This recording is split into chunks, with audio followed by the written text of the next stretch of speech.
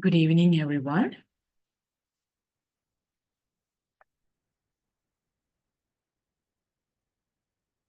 Hope you all can see the screen.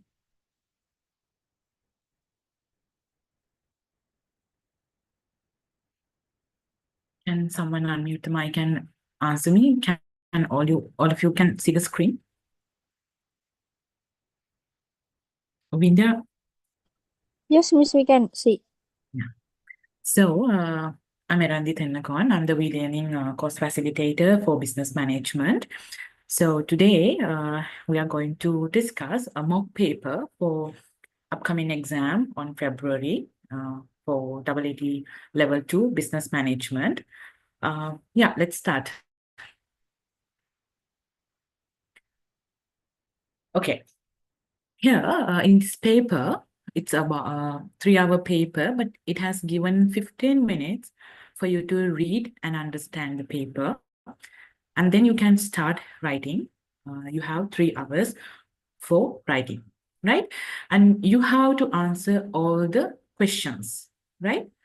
And you have to use one language in the medium you have applied for.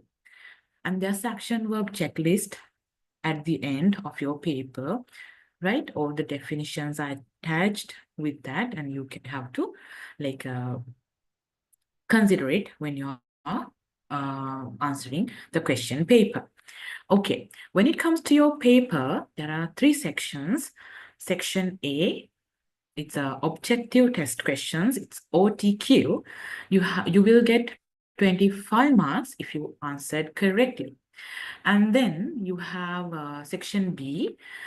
You have to write there are some. Those are questions like based on different scenarios. There are I think question 2, question 3, question 4, question 5, 6. All of them comes under this section B. And then when it comes to section C, I'm sorry, I have written B here. It's section C. You will get total 25 marks. That's the last section of the paper. It will, all these questions will be asked, you will be given a case study, right? You have to read that case study, you have to understand, and then you have to answer based on that case study, right? There are 4 or 5 questions, right?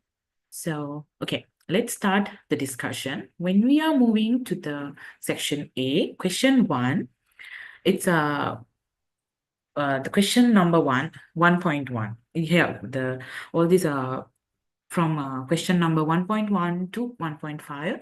Those are MCQ questions, right?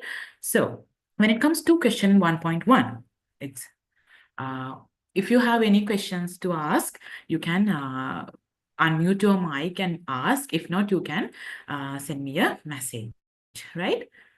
You can send a message in meeting chat, right? Okay. When it comes to question 1.1, which of the following best defines efficiency in the context of organizational goals? So this is about efficiency. I'll discuss this is efficiency, but I also discuss about effectiveness as well. If you need to write them down, like if you need to make short notes, you can do it, right? It will be like easy for you to understand at the end, and it will be it will refresh your memory as well. So yeah.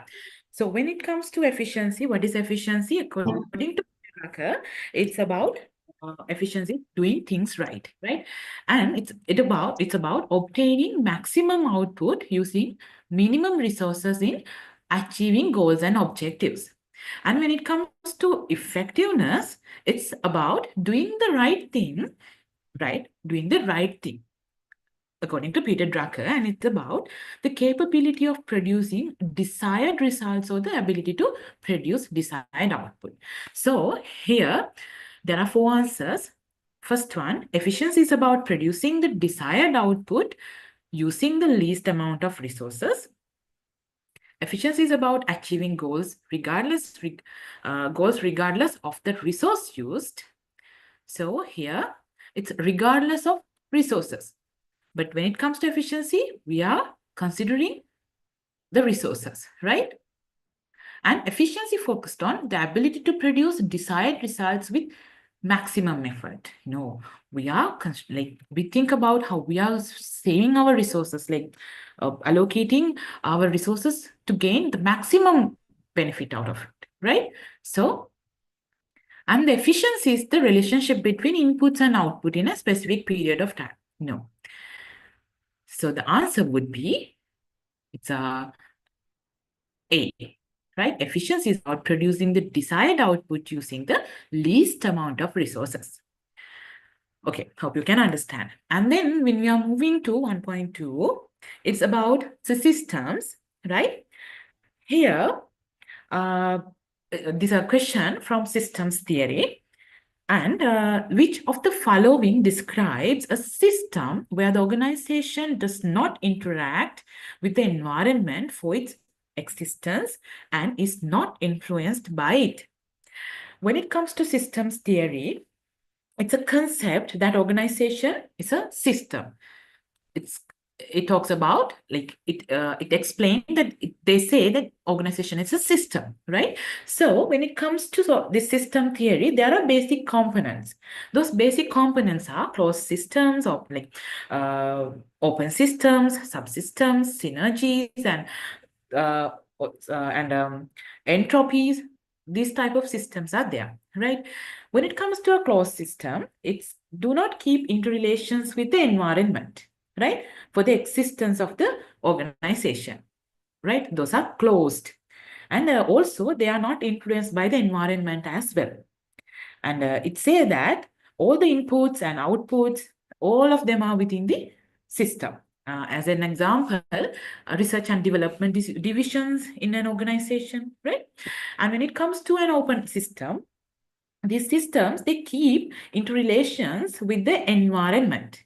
Now, this open system keeps interrelationships with the environment for their existence. And also, those systems are influenced by the environment. So, those are open to the environment. So, we say that all the organizations in the real world, these are open systems. And when it comes to subsystems, all the parts of the systems depend on operations of each systems. Those are like any system is a subsystem of a large system, like departments of any organization. That's an example, right? And when it comes to synergy, the outcome received of all subsystems are coordinated and implemented as a one system is called a synergy. More than that, in your book, also it mentioned there's another system called entropy. Those entropies are refers to it's a gradual decline in order to and efficiency over time. If systems or the companies do not update the technology, or they do not provide proper training, and if they are disorganized, inefficient, right? It says that it increased the rate of entropy, right? The declining organizations, those are entropies. So when it comes to this question, the answer would be closed systems, right? These organizations does not interact with the environment for its existence, right? So the answer would be the closed system, right? And when we are moving to the next one,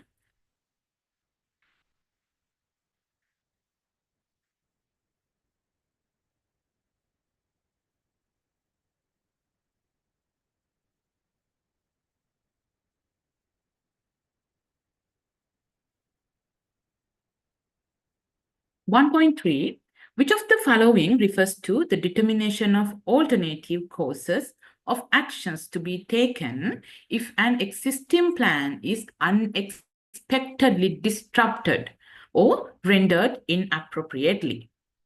Here, there are four answers given: contingency planning, operational planning, strategic planning, and tactical planning.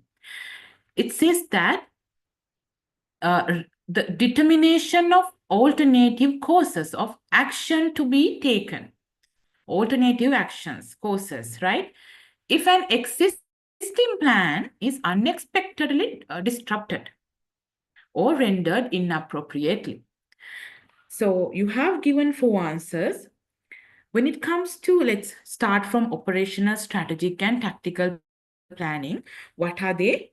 They are the main plannings that those are the when it comes to strategical plans, it involves analyzing competitive opportunities and threats, right? Which is those strategic planning are done by the top management. And then when it comes to tactical planning, it creates all the blueprint for the large strategic plans, right? And then when it comes to operational plans, those are covers the entire organization's goals and objectives and are put into practice, right?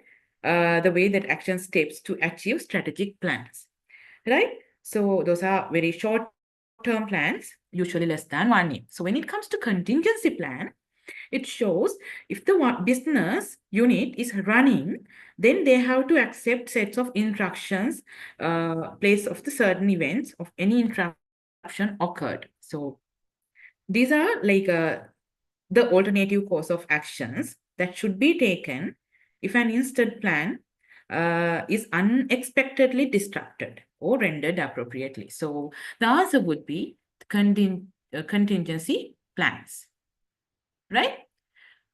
And the 1.4, which of the following best describes change management? So what is change management? When it comes to change management, right? Change means any significant alteration or modification or transformation in the environment or business processes or business structure or the organizational behavior, right? That's called a change. And it can happen at any level of their organization, right? For individuals, for teams, or for organization itself, or for the entire society. That's a change, right? So what is the answer for this question? Answer A, it's structured approach to manage changes to technology system only. No, it's not only for technology systems. Answer B, a process that focuses on managing people, processes, and systems during change to smooth implementation and minimize resistance. We'll keep this answer and let's move on to C, a method to reduce impact of organizational changes on employees without focusing on outcome. No, right? Not only on employees, and we are not we have to focus on the outcomes as well. A short-term plan for handling disruptions in the workplace without addressing long-term adaptation. No, we are considering about long-term adaptations when we are moving to changes. So the answer would be the B. It's the process that focused on managing people, processes, and systems during change to ensure smooth implementation and minimize resistance. Am I too fast? Lamai, am I too fast?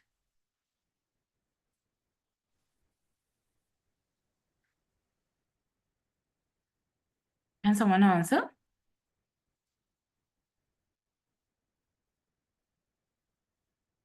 Okay. Thanks, Fatima. When it comes to 1.5, which of the following describe the process of identifying and attracting potential candidates for a job within an organization? It has given 4 answers: recruitment, selection, training, and onboarding. So, think that what is recruitment, what is selection, training, onboarding. This question from HRM part, right? So when it comes to recruitment, it's a process of attracting and identifying the potential candidates. That's the definition, right? For a specific job position. That's the definition for recruitment. So answer would be recruitment, right? It's the process of attracting and identifying potential candidates for a job position. right? In an organization. And there's the process, right? We need that candidate, we can find those candidates through various channels like job posting, through social media, through recruitment agencies. And when it comes to selection, what is selection? So this you can refresh your mind, right? Like think, what is selection? The process of evaluating and choosing the most suitable candidate for a job position. Now we have a pool of candidates. From that pool of candidate, we are selecting the most appropriate person, most appropriate candidate, right? So here we are going, we consider about interviews, assessments, background checks, and decision making to hire the best fit at this step, right? And then when it comes to training, the process of improving employee skills, knowledge, and performance through learning experiences. That is about the improving their skills, knowledge, and competencies, performance. And onboarding means the process of integrating new employees into the organizations. Like they can include activities like orientation programs, like induction programs, right? And trainings, right? For the new hires. Like, yeah. And then they feel welcomed and prepared for their roles. So those are the definite like meaning of these terms. So answer for this question would be recruitment, right? Okay. Now we are moving to the next part of the first, section A. It's select the correct word or words from those given within the brackets to fill in the blanks of the question. Number 1.6 to 1.10. Write the selected answer. It says write the selected answers, right? Not like, and then, sorry, answers in your answer booklet with the number assigned to the question. So the first one, 1.6, centralization or decentralization refers to the distribution of decision-making authority within an organization. What would be the answer? What is centralization? Its centralization refers to concentration of decision-making authority at the top level of the organization, where key decisions are made by few individuals or a central body. Decision-making is done by a central body, right? When it comes to decentralization, yes, Fatima, it's decentralization. Answer is decentralization. So decentralization refers to the distribution of decision-making authority to lower levels, right? So for the lower levels, they also have this like decision-making authority, right? Lower levels or departments within an organization. So allowing managers or teams at various levels to make decision independently. So answer would be decentralization. Decentralization refers to the distribution of decision-making authority within an organization. So answer is decentralization, right? Okay, when it comes to 1.7, the production or operations refers to the key functions in a business which oversees the whole area related to the conversion of inputs into outputs. It is related to the conversion of inputs into outputs. Production operations. What would be the answer? When it comes to production, right? What is production? Production specifically involves in creation of finished goods and from raw materials, right? Operation management, it has a broader scope, right? Activities that ensure overall efficiency and alignment with the market demand. So operation management or operations, right, referred as a heart of the business, right? And it's a critical function of like when it comes to operations management, it's a critical function of any business, and it encompasses the whole process of transform of outputs into inputs into outputs. So the answer would be operations. right? That's a key function in a business, right? Key function in a business. So the answer would be operations. Teamwork, the 1.8, in teamwork or individual work, employees collaborate to achieve common goals and share responsibilities. This is the definition for teams. It's people or employees collaborate or get together to achieve specific goals in a specific within a specific time period, right? That's a definition for teams. So when it comes to teamwork or individual work, what would be the answer for this question? It's teamwork, right? Employees collaborate to achieve common goals and share responsibilities. Individually, when it comes to individuals, there's no collaborations. They make decisions alone, right? They have no common goals. Those are individual goals. They are not sharing responsibilities. They have individual responsibilities, right? So the answer would be teamwork. Okay.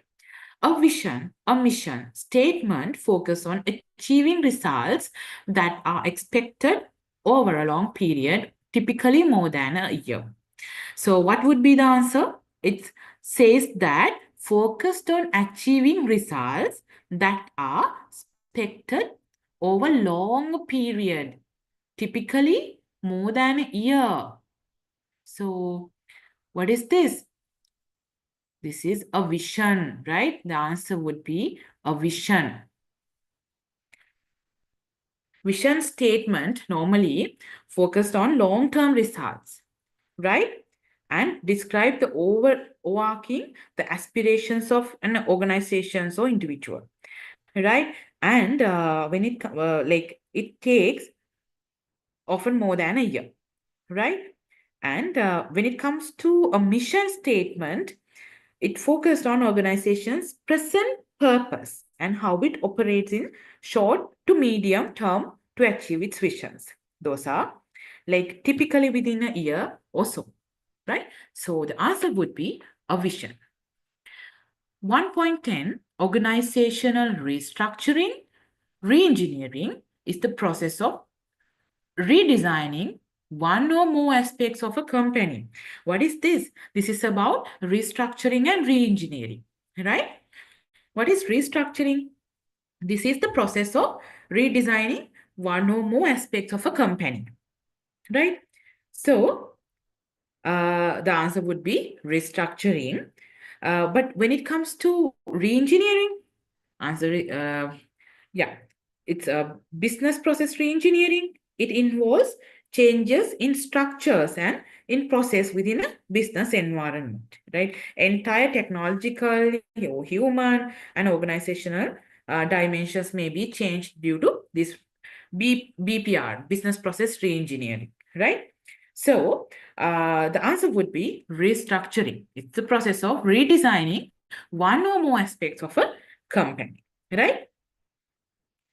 So we are moving to restructurings due to position the company to be more competitive or survive current adverse economic climates, and also poise the corporate to move in an entire new directions.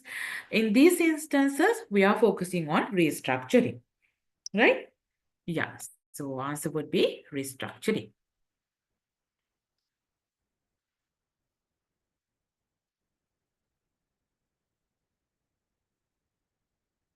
Okay. Write the short answers for question number 1.1 to 1.5 in your answer booklet with the number assigned to the question. Don't forget to put the number, right, when you are answering your questions. Start with question A and put the numbers accordingly, right? And write your answers. Don't mess up with numbers, right? Question numbers.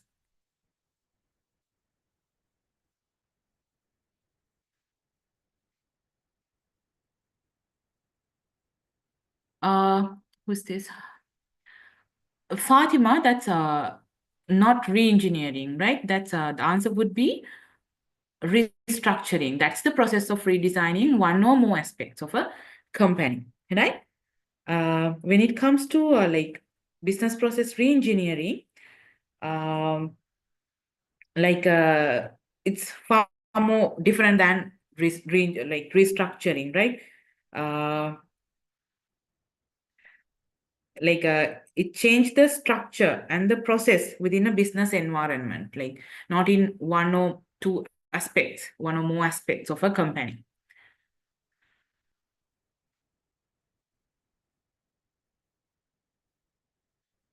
So, okay.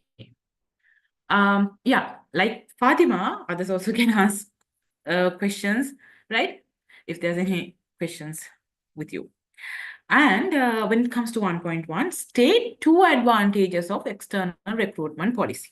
State two, so you need no need to write lengthy answers, right? You have to just state, just mention, right? 2 points, like advantages of external recruitment policy. So when we are moving to that, like there are two types of recruitment policies are there: internal recruitment policy and external recruitment policy. So there are advantages and disadvantages in both policies. But when it comes to external recruitment policy, advantages are like there's a possibility to hire persons with new knowledge and skills. Here, when we are focusing on these external recruitment policies, we are recruiting people outside the organization, right? We are recruiting people inside the organization is called internal recruitment policy, right? So when we are focusing on outsiders, the advantages are like there's a possibility to hire persons with new knowledge and skills, right? And then possible to obtain executive and specialists who are younger and more productive to the organization, right? From the outside. And lesser cost of training and development. That's external. And it's a flow of new blood to the organization, right? And disadvantages would be like when we are, if this question is about advantages, right? This is some more facts related to external recruitment policy. When it comes to disadvantages, it discourages internal employees' motivation. When it comes to external recruitment, I told you that we are recruiting people from outside the organization. So when it comes to the organization, it would be a disadvantage in the side of the remaining like employees within the organization, right? They might demotivated, right? Discourage the internal employees' motivation because due to this external recruitment policies, they can't like if like they are not hiring within the organization. So these employees, they will not get that benefit, that opportunity, right? So they will discourage the internal motivation of the employees, employees' motivation. And higher cost would be incurred for recruitment effort and may affect unfavorably labor management relations sometimes. So those are the disadvantages, right? When question 1.12, state two barriers to effective delegation of authority. Barriers to effective delegation of authority. So what is delegation of authority? This is from organizational structure and design, from that chapter, right? So when it comes to delegation of authority, that is the process of like entrusting responsibilities or authority to subordinates, right? And create accountability on those who are entrusted with authority and responsibility. That's the definition. You don't need to write the definition here. You just need to state two barriers to effective delegation of authority. I'm just explaining delegation of authority to refresh your memory, right? So when it comes to delegation authority, that means like downward transfer of authority from superior to subordinates, right? When it comes to barriers, answer, there are barriers in related to in the part of from manager or superior or delegator side. And there are some barriers on the part of subordinates as well. If you like, you can select one of them, right? You can write obstacles from superior side or obstacles from subordinate side, right? Here I haven't like divided it as write the effective like barriers of effective delegation of authority or obstacles on the part of manager or superior එහෙම මම කියලා නැහැ, right? So here you can write, if you are selecting the obstacles or barriers from superior side, some managers are there, they do not like to delegate authority. So unwillingness of managers to delegate the authority, that's a one answer. And then fear of competition. That means some managers, they feel like the subordinates will outshine. That kind of feelings are there. So fear of competition. That's another answer, right? Lack of confidence in subordinates. That means subordinates are not competent to deal with those problems and make decisions, right? And that's you can write that answer as well. And lack of ability to direct, right? There's a difficulty in directing subordinates due to managers' inability or something, or their those kind of inabilities. They can't direct their subordinates. So when it comes to manager side, there are 4 barriers are there, like unwillingness of managers to delegate authority, fear of competition, lack of confidence in subordinates, lack of ability to direct. If you are selecting those obstacles or barriers from subordinate sides, right? Subordinate means the person who get the responsibility, right? So too much dependence on manager for decisions. They have that like authority, but they're trying to depend so much on the manager. So that's a barrier or obstacle. Fear of criticism. Some people, they fear of fear to make mistakes, right? They think that they will be criticized by others. And then lack of information. So they have the authority, but they do not have proper information, necessary information with them. And absence of positive incentives, and absence of self-confidence. And also some people, they do not have this ability of making decisions themselves. That's another barrier, right? And poor supervision, subordinate relations, superior subordinate relationship, right? And fear of being exposed. Those are very personal. Some people, they feel like they are unable to work with new challenges, right?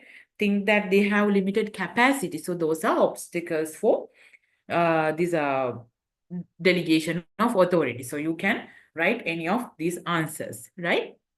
Just state. No need to explain them. Just state. List 4 primary activities on Porter's value chain model, 1.13.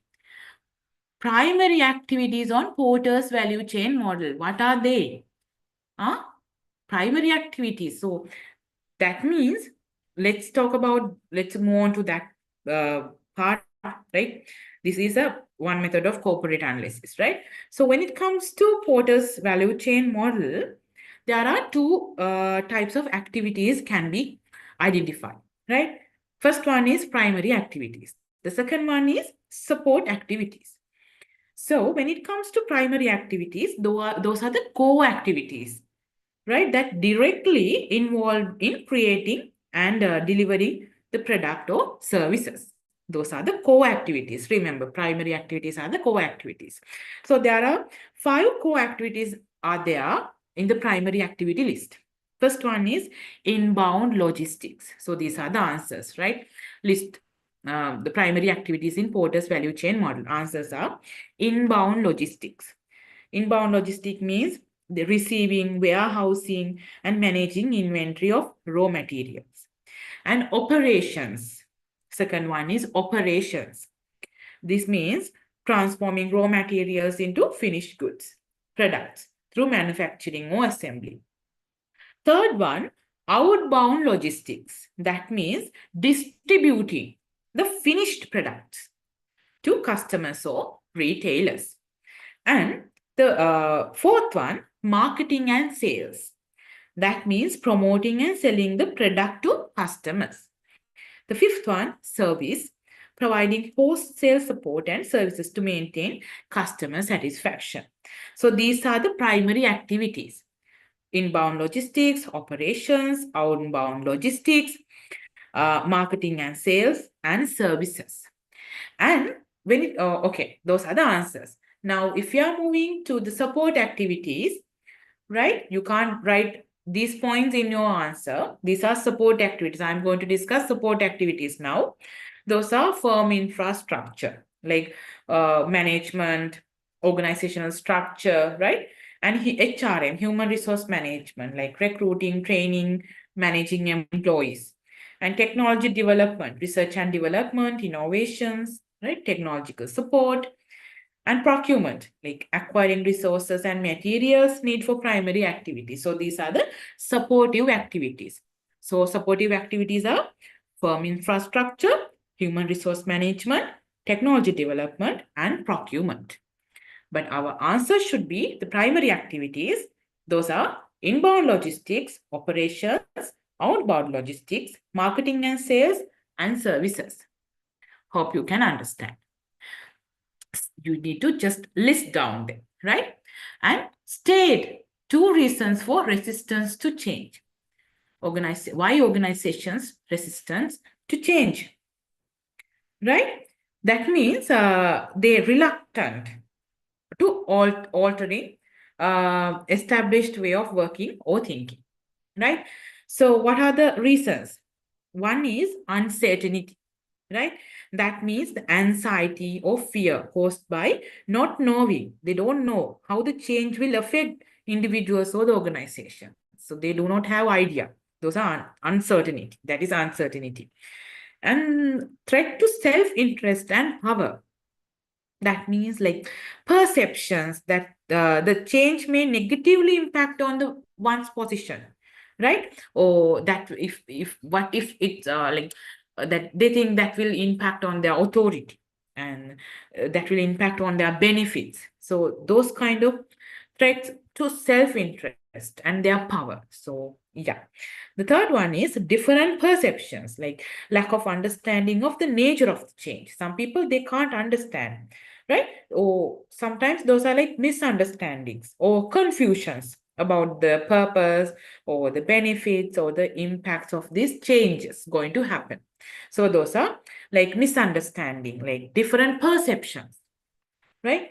And then the fourth one is the feeling of loss, like emotional reactions to perceived losses, such as the job security, relationships, sometimes the familiar routines, the routines that they have adopted so far, right? So these routines might change due to these changes. So, and those are like feeling of loss. So the answers would be uncertainty, threat to self-interest and power, different perceptions like misunderstandings, confusions, and feeling of loss, like their jobs, the relationships, familiar routines, right? That's the answer for this question. 1.15, question 1.15, state 2 characteristics of systems approach. So when it comes to systems approach, the characteristics are like organization is considered as a system. When it comes to systems approach, this like they think that organizations, they consider organizations as a system. That means they view the organizations, like organizations is viewed as an interconnected set of components, various components, right? Working together to achieve common goals. So that's one characteristics. Organizations are considered as a system. Second one, managers can understand the importance of the environment. Here, they think that managers, they recognize that the external factors influence the organization's operations and decision making. A third one, they identify the interrelationship among subsystems. That means managers, they understand the different part of the organizations are interdependent, and affect one another. Those are linked, right? Interrelated. So identifying the interrelationship in among subsystems of an organization. Fourth one, managers will be able to understand how their decisions impact on subsystems, right? Managers, they are aware about the choices, right? That can have effects across various components of an organization. So those are the characteristics of a system approach, right?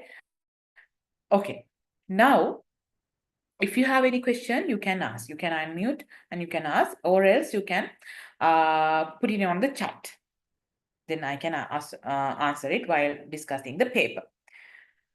Okay. Now we are moving to section B, right? You have allocated, it has allocated 50 marks for section B. Here, when we are moving to question 2, there's a small explanation, like a statement on the beginning. It's about planning, right?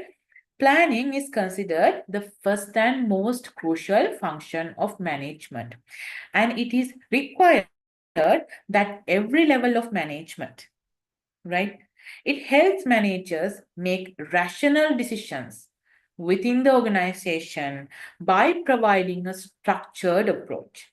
To make these decisions, managers need accurate and reliable information for detailed analysis and logical conclusion. Questions. You are required to state what is mean by planning. So now you need to have some idea about planning, definition or the meaning, right? You need to know that. Describe one approach for decision making. So you need to have some kind of idea about approaches for decision making. Explain 3 reasons why information is important in decision making. This question is from the planning chapter. This is from planning, and then decision making chapters from both those chapters, right? Okay, when it comes to the part A of question 2, what do you mean by planning? Planning is a process of setting objectives and determining the actions required to achieve them, while considering available resources and potential obstacles. That should be very simple. That should not be a very lengthy answer, right? You will get 2 marks if you write this answer correctly. So that should be very simple and small, short and sweet answer, right? Describe one approach for decision making. There are a lot of approaches, right? You have learned a lot of approaches related to approaches to decision making, like classical approach to decision making. And there's a behavioral approach to decision making, rational approach to decision making. There are various type of approaches are there. So you need to describe a little bit about one of these approaches, right? So if you can, it will take, you will be gaining 4 marks for this question, right? So yes, when it comes to classical approach, it's a rational or perspective model, right? It assumes that no uncertainties are an availability of all relevant to the problem at hand. It assumes like that when it comes to classical approach. And when it comes to descriptive approach, this model explain that how decision can be made in real life situations. Like there are a lot of assumptions as well, right? And also when it comes to the rational approach of decision making, it's about requires managers to select an alternative course of action first, and then they can compare the strength of each with the other alternatives. So that's kind of comparing alternatives, right? So here there are several approaches are there. You can select one of them and you can describe it, right? Describe one approach. So you need to focus on one approach here. Explain 3. Sorry, I have put 2 in brackets, but this should be 2 anyway. Explain 2 reasons why information is important in decision making, right? Since this is a mock paper, you can write more than 2 or 3 reasons, right? Since you are practicing, try to write more than 2-3 answers, right? When it comes to the paper, if they ask for 2 reasons or 3 reasons, stick on to that, right? Give 3 or 2 answers. That, like, you need to save your time, right? You need to consider about the time and try to write short and sweet answers, right? And when it comes to this point, it says explain. So you can write the reason and then you can explain it a bit, right? So you can select 2 reasons and you can you can write the reason and you can explain it. So that's how you do it. So when it comes to reasons, right?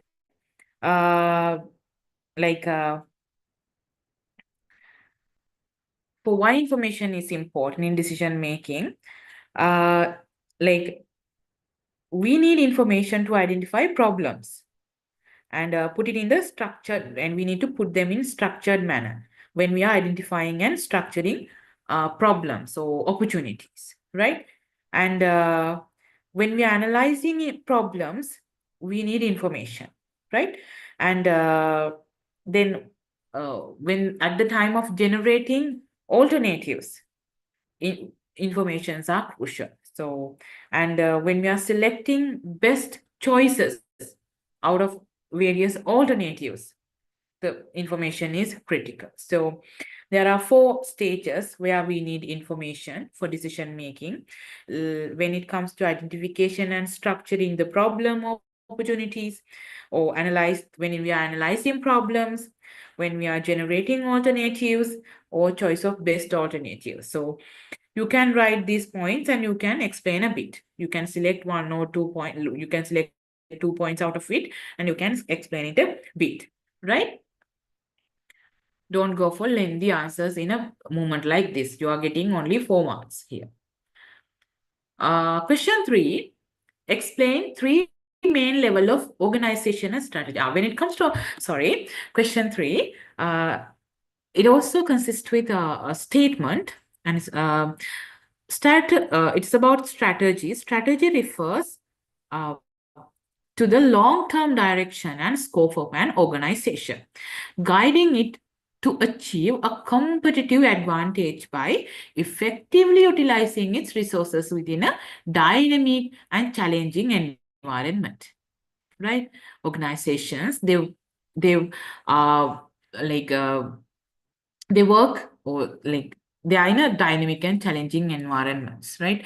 So here, when we are utilizing resources, in this dynamic and challenging environments. It aims to meet market demands while fulfilling the expectations of key stakeholders. By aligning its resources and capabilities, an organization develops a strategy that helps navigate uncertainties and drive sustainable growth. So this is the statement. When we are moving to questions, you are required to explain 3 main levels of organizational strategies. So you need to know what are these organizational strategies. 3 main levels of organizational strategies. That means there are 3 main levels, right? And then explain 2 characteristics of good strategy. So these are the questions. Okay, so when we are moving to the first, or A, what are the levels of strategies, organizational strategies? Those are like corporate strategy, business level strategy, and functional level strategy. So you need to explain them, right? When it comes to corporate level strategy, it designs to manage overall direction of an organization. Like this, when it comes to corporate level strategies, it's considered about the overall direction of an organization. And especially you need to write this, like top management is the responsible for making key decisions, right? When it comes to corporate level strategy, right? Like examples like acquisitions, and when it comes to like defense business units, right? Those are some examples. And when it comes to business level strategy, it focuses on how an organization compete within a specific industrial market, how we are competing with this industry in this industry, right? And it aims to improve the competitive position. When it comes to business level strategies, they are aiming to improve competitive positions of the company, right? Here, business units or strategic business units like SBUs are responsible for implementing these strategies. Business units have the responsibility. And examples are like cost leaderships, when we are moving differentiations, those are the examples, right? And then functional level strategies. These are developed by each departments like marketing department, HR department, right, to support the overall business strategy. And examples like they have separate marketing strategies for the marketing department. There are HR strategies, there are operation strategies, right? Those are the examples. So there are three main levels. What are they? Corporate level, business level, and functional level strategies. Okay, when we are moving to the second one, B, characteristics of a good strategy. So what are the characteristics of a good strategy? A strategy, there are several characteristics are there for a good strategy. First one is novelty, right? It refers to the creativity and the uniqueness of the strategy. That should be a creative one, that should be a unique one. So uh, that will introduce new ideas or approaches, right, that haven't been used by competitors before, right? And as an example, Tesla's innovation in electric cars, right? And the second one is secretly devised. That means these strategies, they should be carefully formulated and kept like confidential. The strategy should be a novelty, and then we need to keep them confidential, right? And we need to ensure the like secrecy, right? And like Coca-Cola secret formula for its flagship beverages, like that. And Apple's secret product development processes. Those are some examples. Yeah, and then intelligent, the third one, that should be based on deep understanding of the market. When we are creating strategies, we need to have a deep understanding about the market or the competitors or the internal capabilities, right? So that is called intelligent. And examples like a local, when it comes to a local example, JKH, like John Kills Holding, they utilize extensive, like they do more market researches, right, to understand the consumer behavior, like preferences across various sectors. So, like including they are in hospitality industry, retail, right? So they do more and more market researches.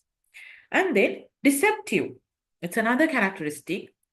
That means strategy can be mislead competitors about the organization's true intentions or capabilities. So that's a limit, right? This deceptive means misleading competitors.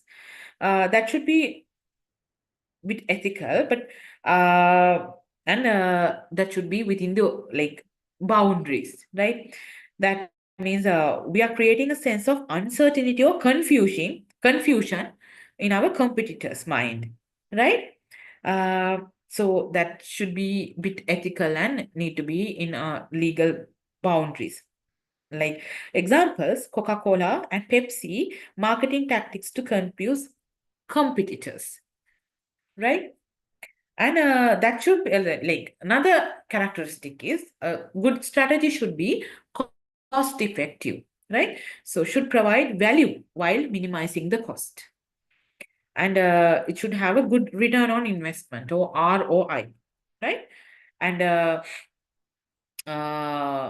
yeah, so those are the good characteristics of good strategy, like characteristics of a good strategy: novelty, secretly devised or carefully formulated, and intelligence. That means we need to have a deep understanding about the market, competitors, and internal capabilities. Deceptive, that means mislead competitors about the organization's true intentions and capabilities, but that should be within the ethical limits, and that should be more ethical and within legal boundaries. And cost effective, a strategy should be provide value while minimizing the cost. So those are the characteristics of a good strategy. You can select one of two of them, and you can explain it, right? You can simply you can explain it. Okay. When we are moving to question 4, uh, here it says present managers are facing different challenges in dynamic environmental situations, particularly in operations management, where adapting to constant changes and optimizing processes is crucial for success. So it talks about like dynamic environmental situations, and it talks about operations management. So we can get some idea. Questions ගැන පොඩි idea එකක් ගන්න පුළුවන් එතකොට නේද? Okay. When we are moving to these questions, you are required to identify 3 challenges faced by managers in dynamic environmental situations, changing environmental situations, right? State operation management applications in modern technology that organizations can utilize. You need to state, no need to explain them, just state. Okay, let's move on to the part A, question for part A. Here, you need to identify 3 challenges. What are the challenges faced by managers in dynamic environmental situations? It's in your book, or you are learning them when you are following chapter 1. It is in your chapter 1, right? The dynamic like challenges. For economic situations, it's one example, right? Poor economies which exhausts the improvements, and the variety of management, like they are people, right? So they have various opinions, preferences, behaviors. They are from different uh, geographical areas, right? So variety of management. Globalization, it's a factor that causes hugely on this organizational management, right? Importance of quality. People like pay their attention on quality, right? So it's an important challenge for managers today. And ethics, social responsibilities, and relationship with good governance. And shifting towards service economies, and development in technologies, right? AI, MI, right? Like people converting their people aligning their strategies with technologies these days, right? So that's a challenge for managers.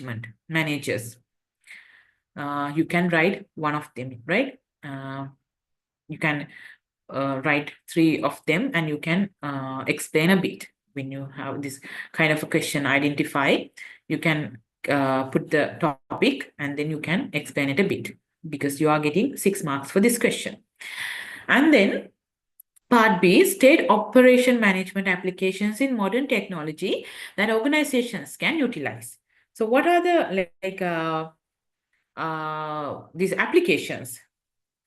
There are these are operation management applications. Monade, operation management applications. They are computer-aided manufacturing, CAM, right?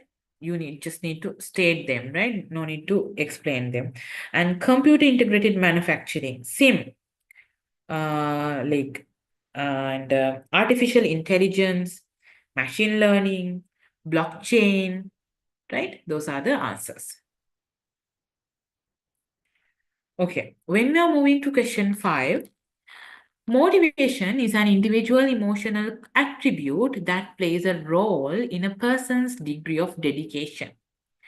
True, there are several motivational theories like Maslow's needs hierarchy theory becomes very prominent than others.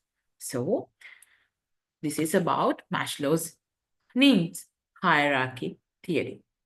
And then there's another question like explain 2 signs which indicate the employees are motivated. So let's move on to the part A, explain the Maslow's needs hierarchy theory.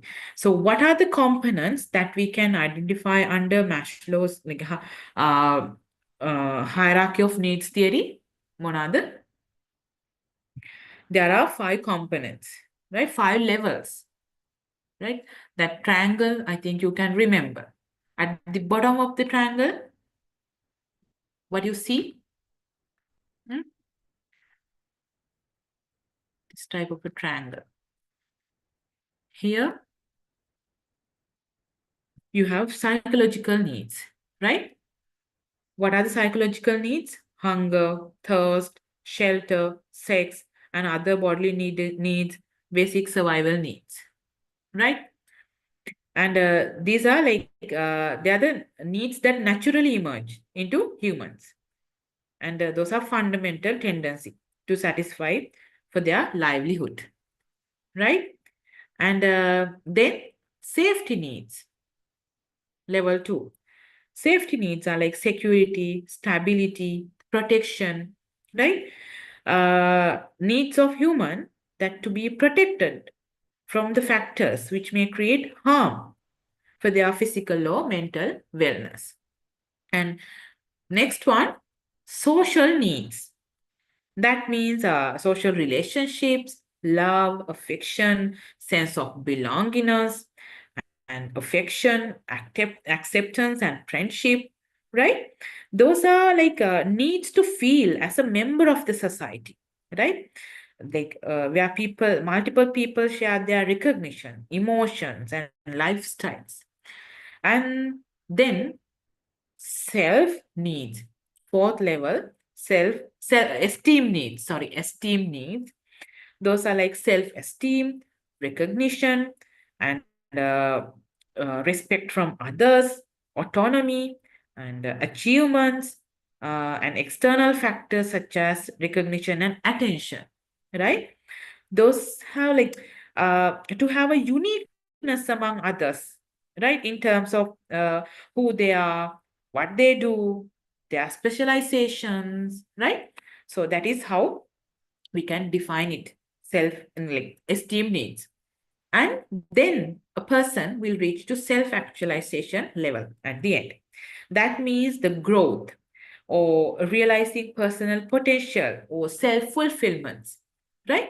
And continuous personal development. Those are the examples for self-actualizations, right? Okay. Part B, explain 2 signs which indicate the employees are motivated. So you need to like write these 5 levels and you need to give examples, right? For this first one. And you can write a bit about the overall meaning of this theory. Like it's a motivation, like it says that the motivation is a primary about satisfying needs to the employees so that they can concentrate on work, right? And then you can write them down and with examples. And then it's explain 2 signs which indicate the employees are motivated. The 4th one, it will get 4 marks, right? You can observe that people are motivated. These employees are motivated through like by monitoring their work habits, right? So self-motivated employees, they volunteer to give more time to projects, right? And you can observe their attitudes, work habits, attitudes, like an encouraging and positive, helpful attitude with smiles, right? You can observe them. And teamwork. And also the results, like self-motivated employees, they likely to be accurate and quality oriented, punctual. So those kind of results are there. We can identify those results. And acceptance of challenge, right? Like highly motivated employees, they like willing to accept changes, like acceptance of changes, right? Of the company. So those are the signs that indicate that employees are motivated. Signs are like work habits, attitude, teamwork, results, acceptance of changes, right? And when we are moving to question 6, here, the effective communication and strategic marketing are crucial for a company's success as they help building strong customer relationship, enhance brand visibility, and drive business growth. By engaging with the target audience through clear messaging and personalized campaigns, business can establish trust and loyalty while differentiating themselves in a competitive market. Right? So here you are required to draw a diagram to explain the scope of the communication. You will get 5 marks. State why ethics are important in marketing. When we are moving to the point A, right, you have to draw a diagram, a chart, diagram, yes. So what would be this diagram? It's like this. Can you see this? Can someone answer? Can you see this presentation slide, scope of communication?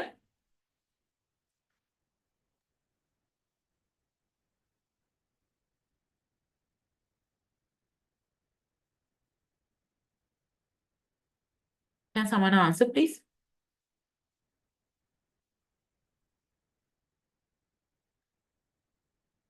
Okay. I'm referring to this slide, scope of communication. So when you ask to draw a diagram to explain the scope of communication, you can you can draw this chart. The communication based on the communication channels, verbal, oral, or non-verbal. Based on the communication purpose, internal or external. Based on the communication style, it's formal or informal. Based on the number of receivers, that might be intrapersonal, interpersonal, group, mass, or meta. So this is the diagram of scope of communication. Hope you can understand this, right? Okay. State why ethics are important in marketing. So when we are moving to this topic, ethics,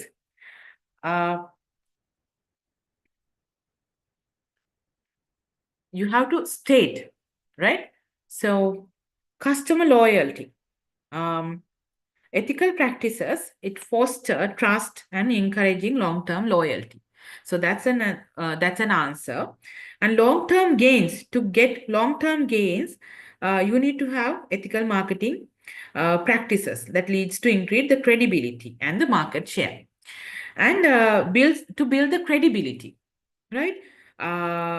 This, if you are maintaining consistent ethical behavior, like it will establish a reputable brand, right? And satisfy basic needs, like meeting customer expectations for trust, and attract talent, right? It is important to have ethics in marketing when you are attracting talents, right? Ethical companies attract professionals seeking a value-driven workplace, right?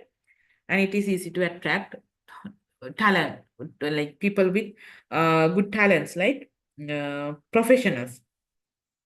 Attain financial goals. In order to attain financial goals, ethical brands, they attract investors, right, and partners who value integrity. So they can easily attract good investors. And enhance brand value. In order to enhance brand value, like ethical practices, it enhance the overall brand reputation of an organization. So to to have the customer loyalty, for long-term gainings, to build credibility, to satisfy basic needs of the customers, to attract good talent, attain financial goals, to enhance brand value, we need marketing. Ethics, we need to maintain ethics in marketing, right? So you can answer those, you can write those points in this answer, right? It says state why ethics are important in marketing. So you can write it in point wise. Okay, now we are moving to section section C. So this is like case-based question. You will get 25 marks from this question, right? Question 7. I'm going to read this this little story. At Sweet Treats Limited, I think no need to read this. I think all of you have read this before, since you have get this paper in the evening. Okay, I'll skip reading this part and directly moving to these questions, right? So what is this organization? It's a this is a Sweet Treats Limited. Like he's the Mr. Fernando. He's the he has emphasized the importance of aligning human resource, like the CEO of this company.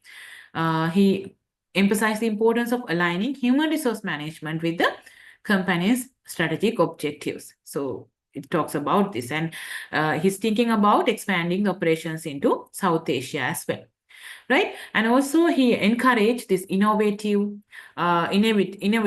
and also highly skilled work.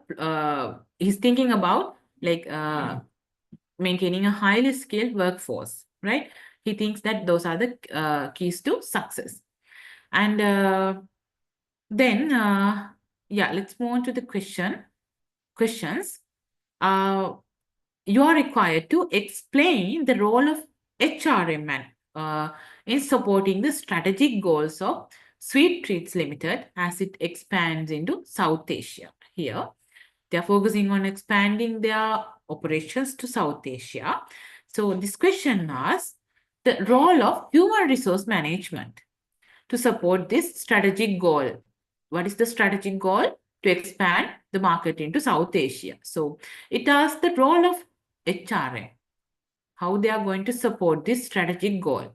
So what would be your answer? That's a 6-mark answer, right? So what would be your answer? Okay, you can think about the talent acquisition, right? And this Mr. Fernando also like to have a skillful workforce, right? And he also trusts this innovativeness. He trusts them as key to success, right?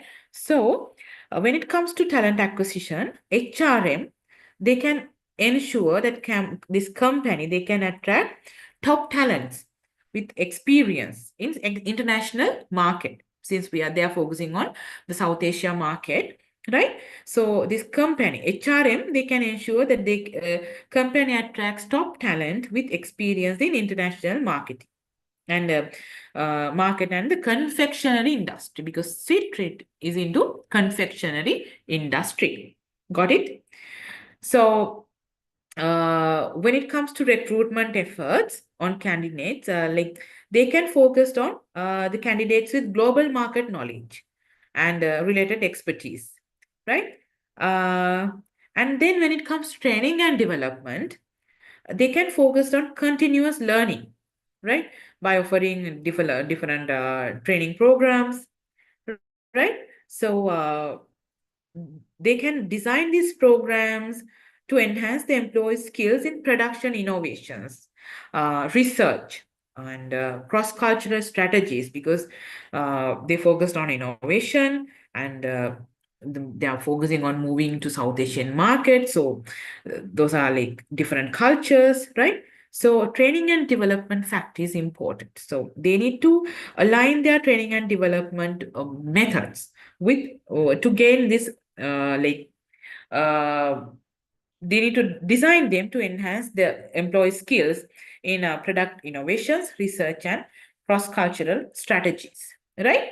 And when it comes to leadership development, HRM, they can help to nurture for the leaders and equipped managers uh, to manage the operations globally, right? And also employee motivation and retention. Now they can invest in employees' growth and development, and they can motivate and through that they can foster motivation and lower workforce, right? And when it comes to cultural alignment, it's another point. Cultural alignment. It's that means. HRM, they can ensure that the company's value are consistently upheld while adapting to local cultures in South Asian market. This alignment will help to maintain unified corporate culture across region, right? While promoting local business success. So these are the areas that you can think when you are build up the answer for this question. This is a 6-mark question. So how you are going to do this talent acquisition, and when it comes to training and development, what are the areas you need to focus, and uh, what can you do when it comes to leadership development. And you can also have like set up various strategies to employ motivation and retention, and how you are going to align your employees according to this, like you are going to align your operations in South Asian market. Now how you are going to align your employees, cultural alignment. So you can focus on those areas when you are writing your answer, right? The part B is assess the leadership style of Mr. Fernando of Sweet Trade Limited. So what kind of a person is he? Like his leadership styles. So you need to assess his leadership style with examples, right? Here, this Mr. Fernando, he always emphasized the importance of aligning like HRM with the company's strategic objectives, right? Like in the context of expanding into South Asia, right? He's a like he needs to have he envisions like a company's future and drives efforts to build a skilled workforce to support this vision. So he's a kind of a visionary leader, right? He has these characteristics of visionary leadership, right? And then he places a strong focus on culture of innovations and development by investing continuous learning. And also this approach, it directly empowers employees and boost their engagement, right? And promote the creativity, right? And then it's a crucial part for growth in a competitive market. So we can say that he's an employee-centric leadership. Can it? He's thinking about more about his employees, employee-centric, right? And value oriented, like this Sweet Treats is a family owned business, right? You might understand when you are reading this chapter, this this story. So Mr. Fernando is leads by emphasizing the company's core values such as the creativity and openness, right? Approachability, and his leadership, it ensures that the values are passed into future leaders, right? So he's more into value-oriented leadership. And he's a leader that flexible and adaptable, right? When you are reading this, you can understand this. He's more like flexible and adaptable. And he's reflecting his ability to manage challenges, right, of global market while staying true into true to the company's familial roots and values. So, while considering all these factors, he's a visionary type of a leader, and he is more into like employee centric, and he like gives this his adaptability to changes, right? So, by considering these factors, we can say that this leadership style can be seen as a transformational with strong emphasis on innovation, growth, and employee engagement, right? So you can like collect factors from this story and you can build up the answer. And finally, the answer would be like transformational leadership, right? So he's a kind of a transformational leader. And or if not, you can say visionary leader, right? He appears to be a transformational or visionary leader. And then you can first you can write like this leadership style appears to be transformational and visionary, and then you can write the characteristics that we discussed so far. Those are the characteristics, and then you can list out those characteristics, so you will get a full mark for that, right? And when it comes to C, explain the appropriate recruitment method that can be used by the HR department at Sweet Treat to attract top talent with experience in international market and the confectionery industry. How? What is the appropriate recruitment method that they can use to recruit or used to attract top talent with the experience and in the international market and confectionery industry?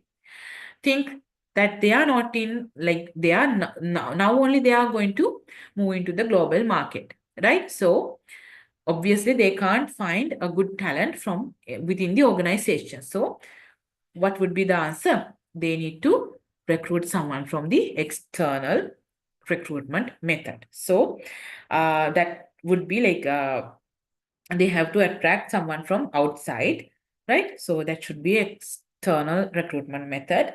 And they can go for targeted job advertising, right?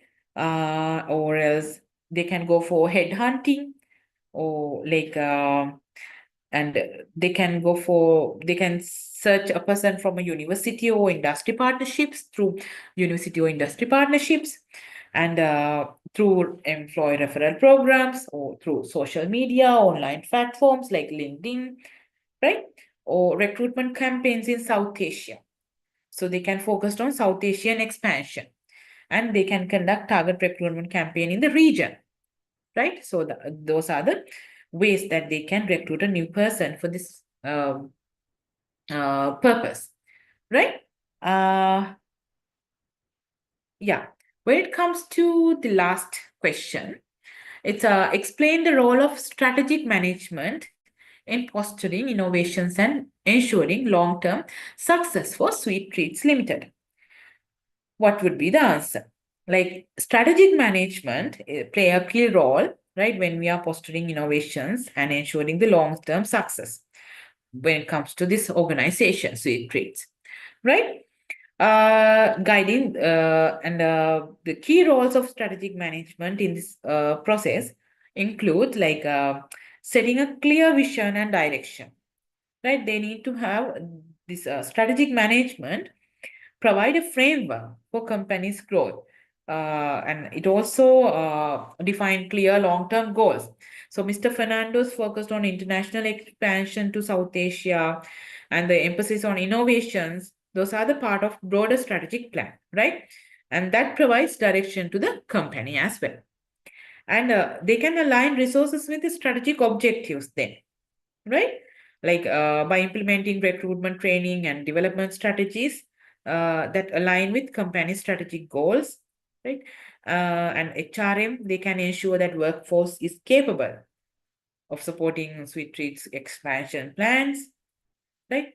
And then they can foster innovations. They can motivate people for more innovations, right? Strategic management, they promote innovations by encouraging the company to continually assess market, do research on market and their customer needs, and they need to invest in research and development for this purpose. And they can provide product innovation trainings like that. And you need to think about risk management and competitive advantage and sustainable growth. So you can build up an answer based on these kind of areas, right? So we have come to an end. And if you have any question, you can ask. And also, I need to give you some, not hints actually. When you are studying, focus on definitions like definition for marketing, not that lengthy and very like complex definitions, but keep some kind of idea, like your own definition, some simple definition about like marketing. When if someone like if they pay this about, if you get a question like um define HRM in your words, kind of. So you need to have some kind of an overall idea about what is HRM, what is marketing, what is operations management, right? And uh, when it comes to different managerial processes like decision, what is definite decision making, what is controlling, what is planning, right? And you need to have some kind of a your own kind of idea, your own kind of a definition for those, like if you uh, so that you can answer them easily, right?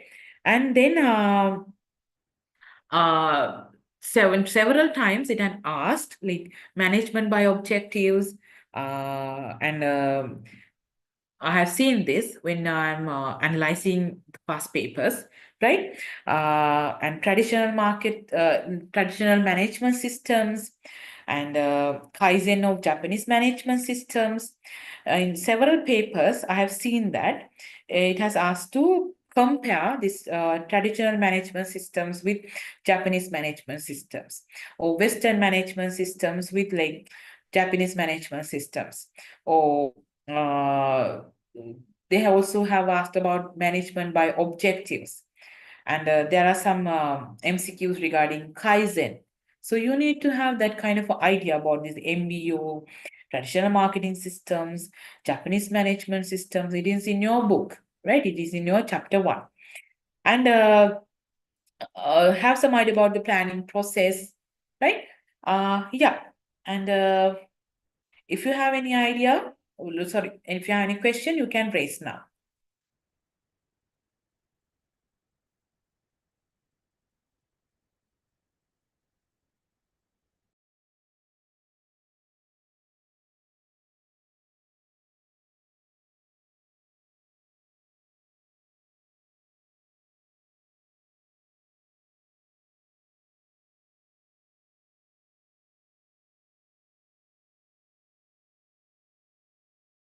Study further about like basic marketing mix, like product, price, place, promotions.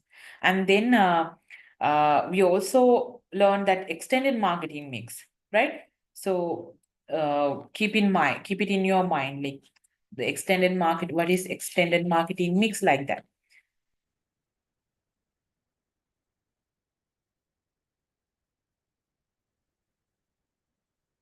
Yeah, any questions? And also try to uh, read if you have enough time, or if you are still reading, like studying. Yes, or still studying, no, at last minute wala padan karani. And then differences between job descriptions, job specifications, and this HRM process, like differences between recruitment and selection and hiring. Those are different terms, they have different meanings, right? So try to keep them in your mind, the differences between them, so you can easily answer questions. And when it comes to change management, like uh, definitions for change management, like you need to like keep it in your mind, what is change, right? And what else, there are some things like when it comes to marketing, it's there are different topics like digital marketing and ethics, right? What else? If you have any questions, or else we can wind up the session.